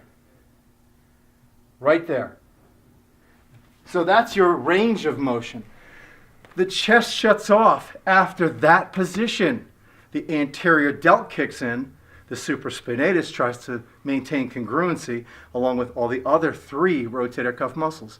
There's a lot going on in there. So if you really want to just stimulate the pec, just stop at that position, that flat position, which is the floor. You're going to do 4 sets of the dumbbell presses. But what do you do in between? I don't know. What do you do in between? Okay, well, the best thing you can do in between, if there was a cable machine nearby, anything, put a pulley down, put on a super light weight, grab a hand grip, and just do this. That's it. That's it. Straight arm pull.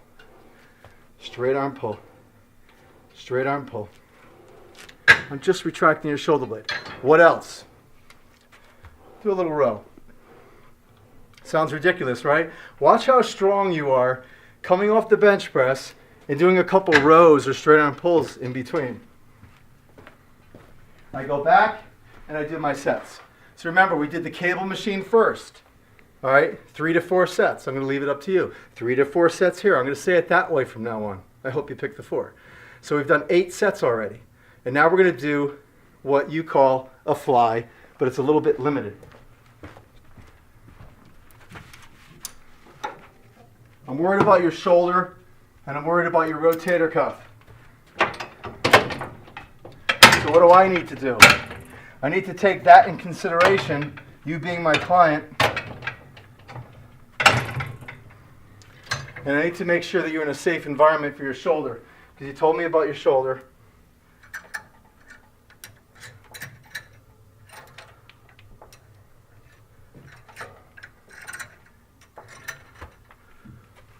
Watch how limited this is.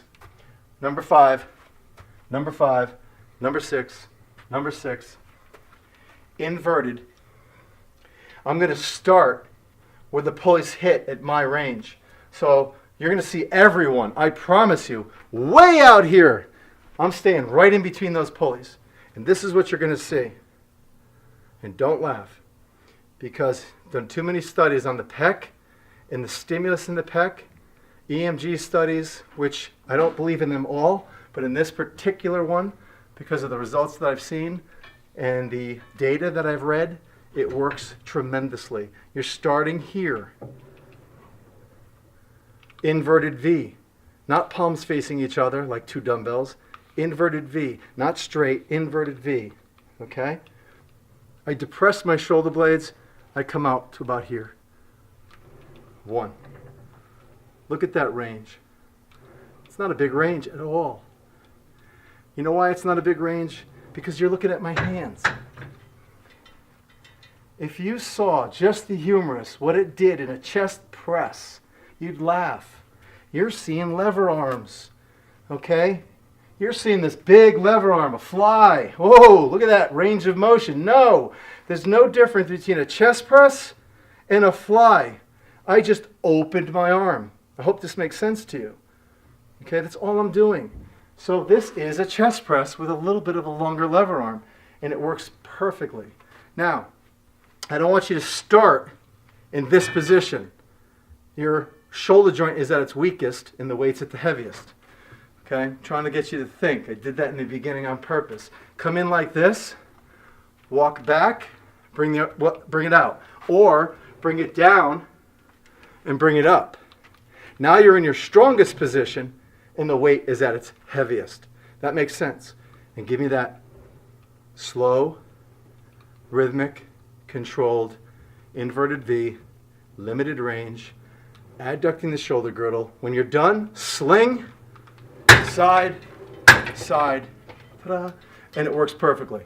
And this, you're going to do just 3 sets. Okay, I want to see how you respond to this in regards to your shoulder, especially coming off some of the presses. And that's a chest workout, and we're going to go right into biceps now. I always wondered why someone would save the lighter exercise at the end. In other words, when you go to the gym, the first exercise I do would not be the deadlift because I'm strongest. A lot of people start with a squat, they start with a deadlift. Okay, so your body doesn't see numbers, it feels load and it feels intensity. So if I start with the easiest exercises, okay, and then add, as I go through the process, it gets a little more intense. That is probably the best way to work out as far as your hypertrophy response.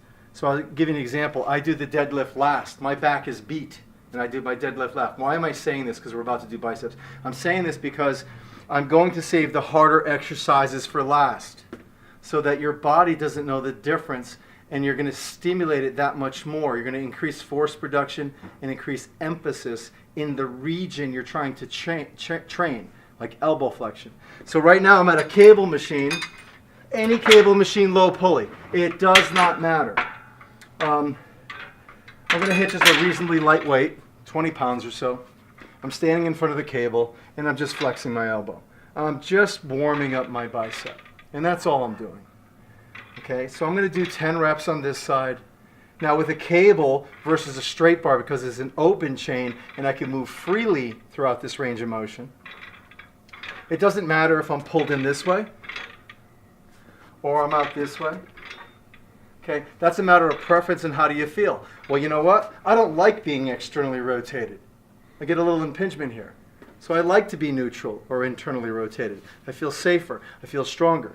So I usually just stay mid-range, and I'm just going to stand here. If I want to use a contact point, I will. It's better to use a contact point.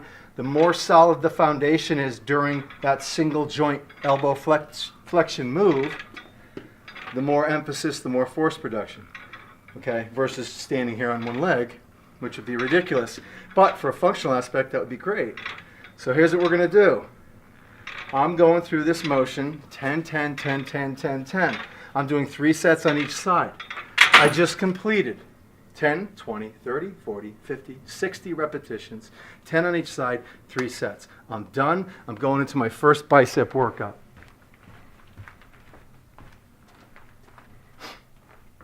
Okay, you're laughing at this right now. I'm going to take 2 dumbbells. This is different than what you're used to. And I'm going to start with the hammer curl. Okay, I am pre-exhausting muscles that are responsible for elbow flexion. Okay, so it's a little out of the box, and it works. And I'm coming up into elbow flexion, and I'm holding. Elbow flexion is 90 degrees. It's not this. That's shoulder flexion. That's what you're going to see at the gym. A lot of rocking. I want you to come over, stand on the edge, look over the cliff, bring your head up, flex. Flex. Flex. 10 repetitions. Flex. Flex. 10 repetitions. As soon as you do the hammer curl, let's say that was the introduction to your first easy curl bar. You're going to take the wide grip on the easy curl bar, and you probably are asking why. This is your natural carrying angle, the strongest position in the human body. We talked about this when we did back. I'm going to take it down here, and I'm going to flex this way. So here's your chart, and I'm flexing. I have to connect my hands to a straight bar in my carrying angle. Where's yours? How do you figure it out? You just put your hands by your side and you kind of walk in and grab, and that's your carrying angle. So on an easy curl bar, can't be here. I feel that in my elbows. Right? I'm going to have to be in my carrying angle. So I'm here. There's my carrying angle, even a little wider. Look, sometimes I'll be to the end of the bar. Depends on the person, how long are the arms. Anatomical barriers, lats. There's a lot of factors. You're standing on the edge of a cliff, you're looking down, you bring your head up. Here's what you're going to see at the gym.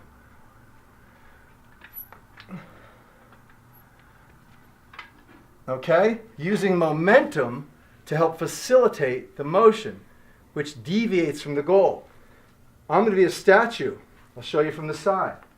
Nothing moves.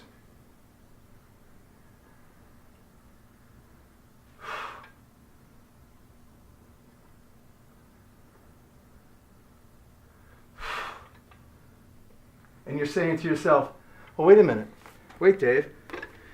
If I train like that and nothing moves, like literally all my joints are glued and I just see motion from the elbow, how could I ever go heavier? Sure, you can go heavier. If you can't do elbow flexion in this position without moving, you shouldn't be going heavier. Why? What's the goal? Elbow flexion. What's the muscle? Bicep. If I load this up with 50 more pounds and do this, I could do this all day. Am I really putting stimulus in the bicep? Or am I asking extraneous forces? Am I asking all these other muscle groups? It's called synergistic dominance. Am I asking for all the neighbors to kick in and help? You deviate from the goal. You've lost your ability to increase hypertrophy, and you're increasing muscular imbalances. So, we did the singles. We came right over here. We did 10 hammers. As soon as I put the hammers down, we picked up the easy curl bar and went through the process. How many did you get? I don't know. How many did you get? I'm trying to get you to think. I got 6. Okay, fine, because I did the hammers. I got 8. Fine. That was a set. One set. We're doing it 4 times. I approach the bench. I've rested. I shake my arms out. I grab the dumbbells. I look over the cliff. I bring my head up. I go into my hammer curls. Hammer curls. Hammer curls. I've done 10. I put the hammer curls down. or the dumbbells down, excuse me. I grab the Easy Curl bar. I stand on the edge of the cliff. I look over. I bring my head up. I pull. 1. Nothing moves. I don't shoulder flex. I'm 100% elbow flexion. Biceps. If you saw the needle going from 1 to 100, it would go to 100 here. It would go to 60 here. 60 here.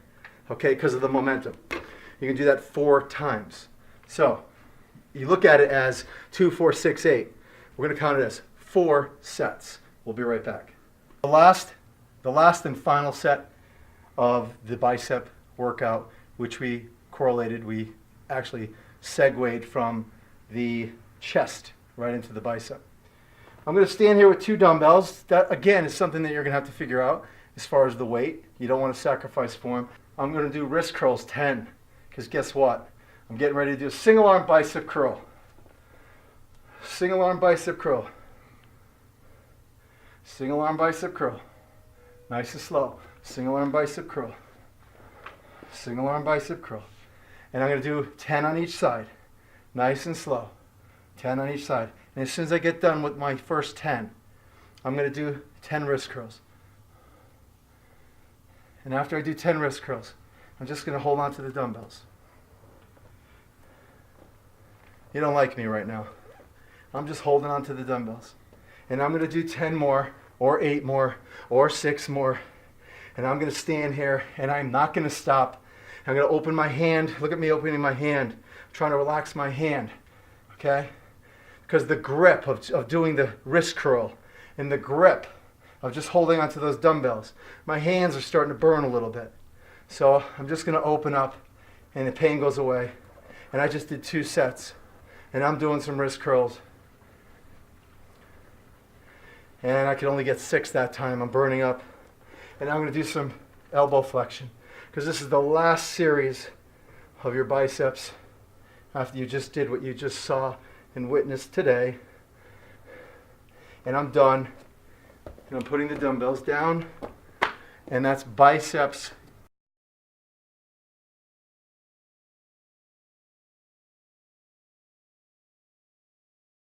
So what I did is I grabbed a flat bench. Okay, so here's the deal. Filler core. I use the word filler. Active rest, active recovery. What you're about to see in this segment, remember, what you're about to see in this segment is free. It's open season. You put these anywhere you want in your workout. I don't care if it's between sets, wherever. It could be in the beginning, it could be at the end, it could be in the middle. You're just standing there, resting between a set, you throw it in there. Okay, these are just fillers. You look at it, I have a pulley, and I put it about chest high. I have a flat bench in front of it. I have a Bosu, I have another plyo box. Here's the bottom line. Everything is in line. Everything is in line with the pulley. I'll show you what I mean. I set the bench up away from the pulley, so if I pull the cable, look how it's dead center. Okay? It's just dead center on the bench. So there's our load or our opposition. I have a very small weight on. Okay? You'll figure out what to use. Little series. Holding here in a plank position. And I'm just holding. I'm doing nothing. Putting my feet together. Lifting a foot off the ground. Lifting a foot off the ground. Holding the position. I open my base a little bit for support. I tap my opposite shoulder. I tap my opposite shoulder. Tap my opposite shoulder. Without my hips swaying. I come down into a plank. My feet are closer together. I drop a knee. I'm resting. I come back up. I drop a knee. I come into a normal plank. I hold the position. Perfect posture. Not my butt in the air. I come down to a perfect plank. I hold the position. I'm starting to get tight. I drop one knee. 1. I lift it, I drop the opposite knee. I hold both straight. Drop a knee. Up, drop a knee. Up. I go into a straight arm plank.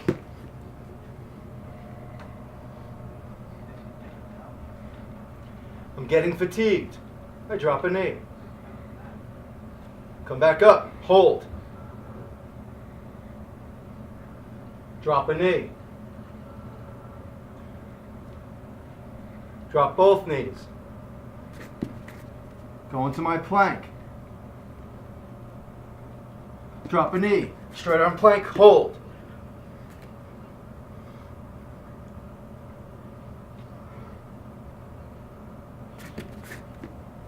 Bent arm plank.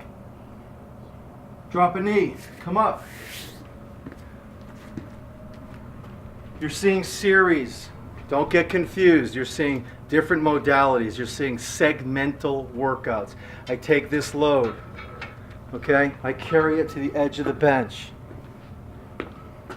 I have a seat. I slowly drop back. I bring my feet up and I hold the load. This is a brick wall. This could never happen. This could never happen. This is a brick wall. I'm holding statically a contraction. Going to lift my lower body to meet my fist.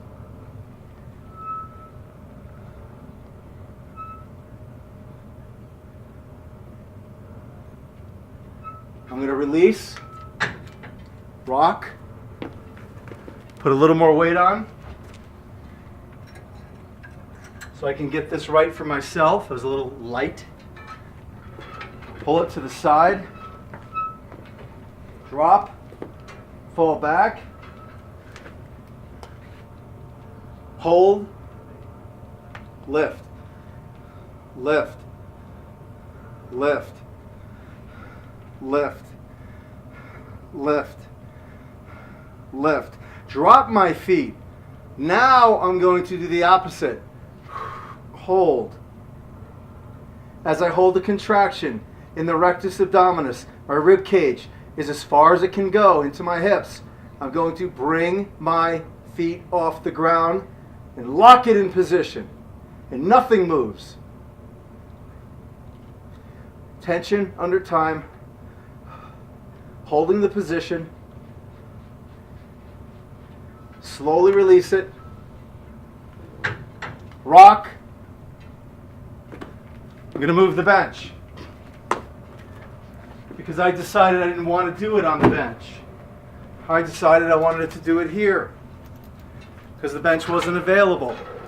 So I was here. And I came back. And I did the same exact thing. And I'm showing this to you. I'm only showing this to you to give you a little variety. Does it have to be the flat bench? No. It could be this block. Guess what? The block wasn't available. So I used the Bosu. By the way, never stand on a Bosu. It's like the worst thing in the world.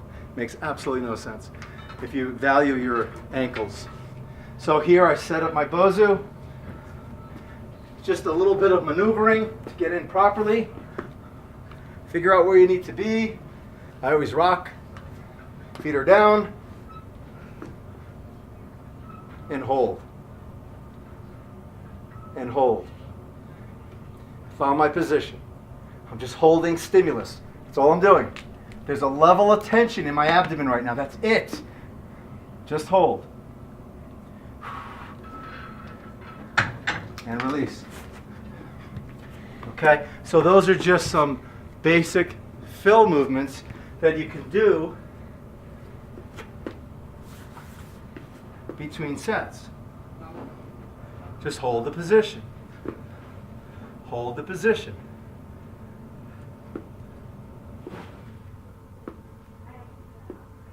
Hold the position. Drop down. Straight arm. This is actually a rotator cuff exercise.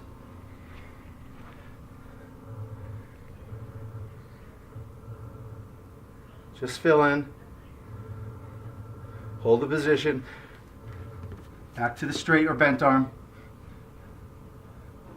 Hold the position.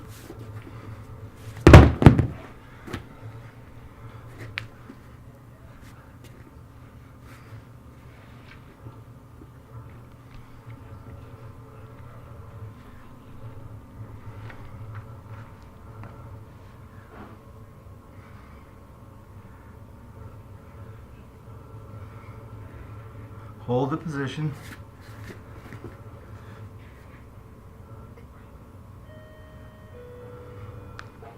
Just balance.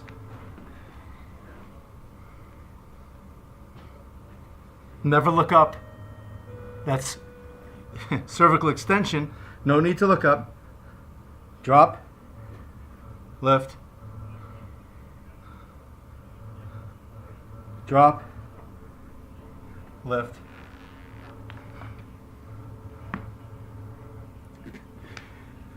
These are just, I hate to use the word core, but these are just exercises that increase intersegmental stability.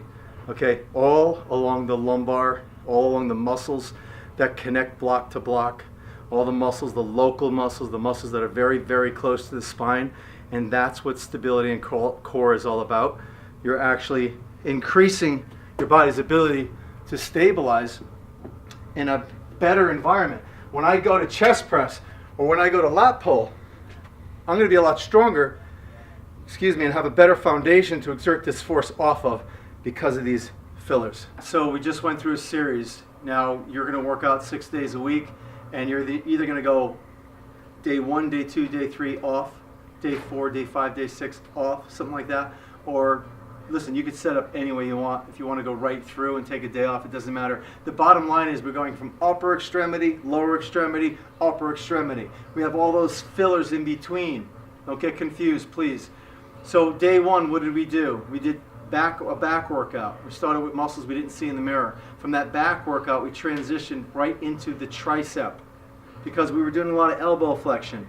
So we wanted to do a lot of elbow extension, the opposing muscle groups, to help elongate, neurologically relax, and increase muscular balance in the human body, which is going to give you a better structure that will equate to your function as you move on in life. It's all about moving on in life too. We want to do this into our 7th decade of life or 8th decade of life. That would be nice.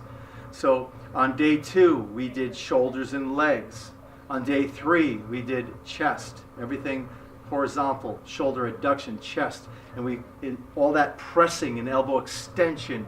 We then put elbow flexion into the equation, finished off with the biceps. Again, we did all those fillers, the planks and this and that. Those are free, open season, grab, pick, do what you will with them, put them all over the board, do them every day, it doesn't matter.